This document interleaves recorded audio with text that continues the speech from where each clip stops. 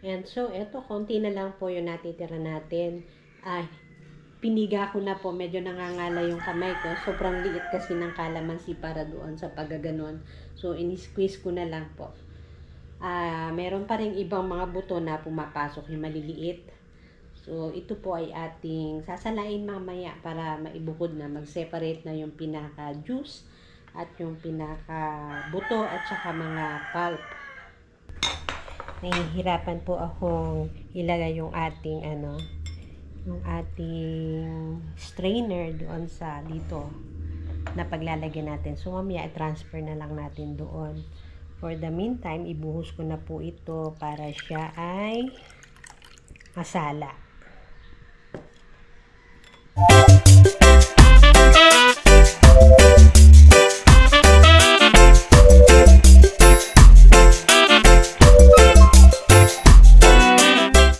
Okay, hello, good morning po mga ka-neighbors and good morning po sa ating lahat. For today, ang topic po natin is about calamansi, kung paano natin mapoprolong ang shelf life po ng calamansi. Eto, yan, yung ordinaryo natin na calamansi. But before anything else, bago tayo mag-proceed, ay thank you po muna ulit sa pag-follow nyo at sa pag-support nyo sa channel namin at doon po sa mga bago na napapadaan. Salamat din po sa chance na naibigay nyo para mai-share namin yung mga contents ng videos namin at sana po ay nagugustuhan nyo. Please don't forget to like and subscribe na rin po sa channel namin. At yung notification bell, lagi nyo pong i-turn on para kayo ay notified kapag may mga bago kaming uploads na video. Okay, sige po, proceed na po tayo. So, kung makikita nyo, eto na po yung ating calamansi. Bale, ito po, partial na may binili ako kasi, so, ayan, bale, kukunti po yung naging bunga ng calamansi namin. And ngayon, medyo mura yung calamansi. So, bumili na ako ng medyo marami-rami para po siya ay mai-preserve ko sa loob ng refrigerator. So, bale, ito po yung mga calamansi na gagamitin natin. Bali, ang purpose is para po ma-prolong natin yung shelf life ng calamansi. Kasi usually, ang ating mga calamansi, pagka bumili tayo or halimbawa, let's say, gaya namin, meron kaming puno, bumubunga siya ng marami. Pero may panahon na wala naman siyang bunga. So, during that time na halimbawa, gaya ngayon, medyo mura-mura yung calamansi. So, i-ginrab ko na po yung pagkakataon para tabi po ako sa refrigerator. Kasi may panahon nga po na mahal at meron panahon na walang bunga yung calamansi. So, para po hindi siya masayang, di ba? Usually, pag karaniwan, nasa puno, hindi naiintindi na pitasin. So, nahihinog, nalalaglag, nasasayang.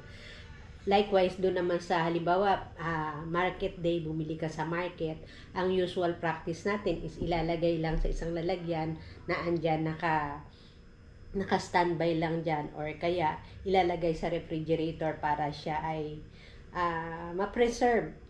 Pero buo siya. Pero yung gagawin po natin, ang inaabot po nun kasi is minsan kapag hindi naman nagamit at kapag na-neglect sa loob na refrigerator, natutuyo rin po siya sa loob, nasasayang, nabubulok.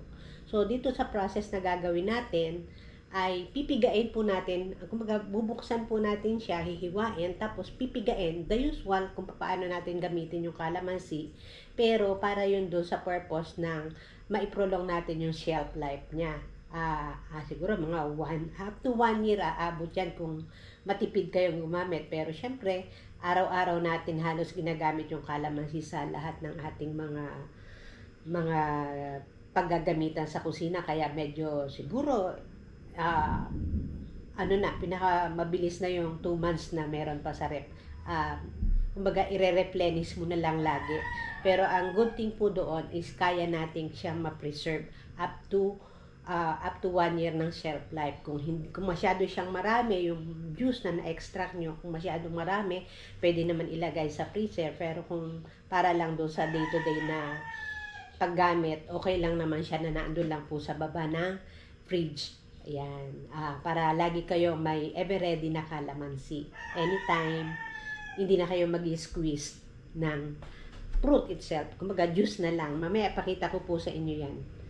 So, proceed na po tayo sa ating pag-prepare. So, yung usual natin ginagawa. Ayan. bibiyakin natin ng mga kalamansi. At hindi ko na po ipapakita sa inyo ng buo kasi masyado siyang marami. Kumbaga, para lang magkaroon kayo ng idea. At more or less, ito naman ay ginagawa na natin araw-araw. So, hindi na po bago. Kumbaga, yung pinaka-tip lang ang medyo bago-bago kasi yun nga po yung subject natin for today. Kung paano natin siya ipoprolong. So, ito na po yung ating nahiwang kalamansi. At gagamit po ako ng juicer. O pwede naman i-squeeze nyo na lang ng kamay. O bilis lang naman. Pero kung napapagod kayo, pwede naman may squeezer. Ayan, ganyan. Para naghihiwalay na rin yung buto. At saka yung pinaka-juice niya. Okay. So, ayan lang po yung process natin. At ipakita ko na po sa inyo mamaya. After nito, yung magiging procedure. Simple procedure simple process na ginawa natin para sa shelf life nga po ng ating kalamansi. Ayan. Pati sa lemon pwede po ito. Kumbaga sa lahat ng citrus kung gusto niyo siyang ganituhin. Pero as of the moment, ang na testing ko lang pong gawin is dito nga po sa kalamansi at saka sa lemon.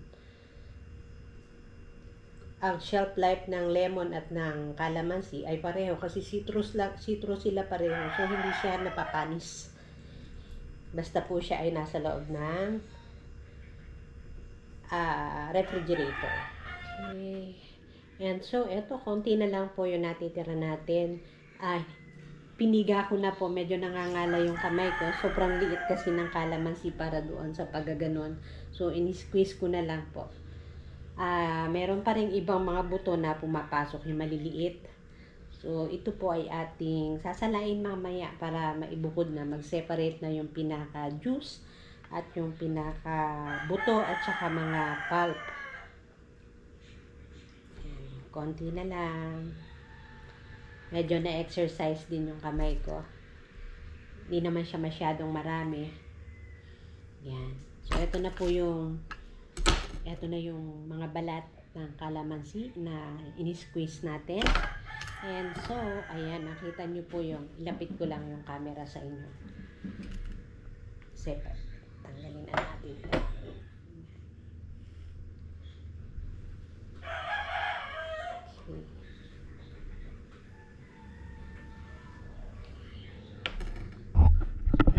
Pakita ko na po sa inyo yung kalamansi natin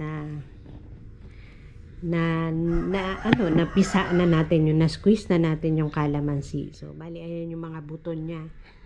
Yung maliliit na buto, pumasok pa rin siya doon sa loob ng ating container. Pero, syempre, sasalain pa rin natin yan para puro juice lang po yung makikita natin. So, okay. So, ito na po, nag-prepare na po ako ng isang jar. Mas pwede din dun sa mga plastic bottle, pero mas prepared ko po ang paggamit ng bottle jar para sa pagpe-preserve ng ating kalamansi kasi nga po siya ay citrus. Okay. Nahihirapan po akong ilagay yung ating strainer doon sa dito na paglalagyan natin. So, mamaya i-transfer na lang natin doon. For the meantime, ibuhos ko na po ito para siya ay masala.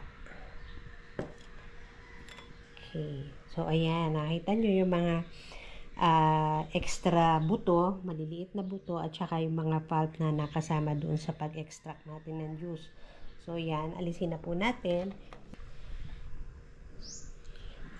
And then, ilipat na uli natin siya dyan. Kasi mas mahirap pong ipang salin ito dahil wala siyang ganito. Wala siyang pinaka-bib.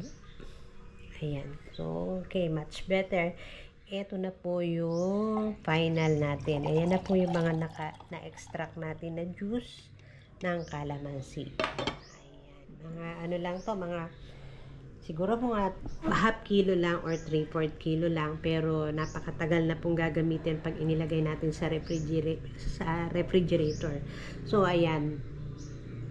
So, okay, ayan na po mga ka-neighbors. Ito na po yung pinaka-finished product natin, ang ating calamansi juice. Ayan, i-store na po natin yan sa refrigerator. At, syempre, gagamitin natin araw-araw. Hindi na tayo mag-squeeze, kundi tayo ay kukuha na lang isasali na lang na ganyan. Ever ready na po siya. Okay, yan na lang po for today at sana po ay may napulot kayong something dito sa ating subject for today, how to prolong nga po the calamansi juice. How to prolong po yung calamansi juice. Okay, sige po, yan na lang po at please don't forget to like and subscribe pa rin po sa channel natin, 6421 TV. Salamat po sa inyong panonood.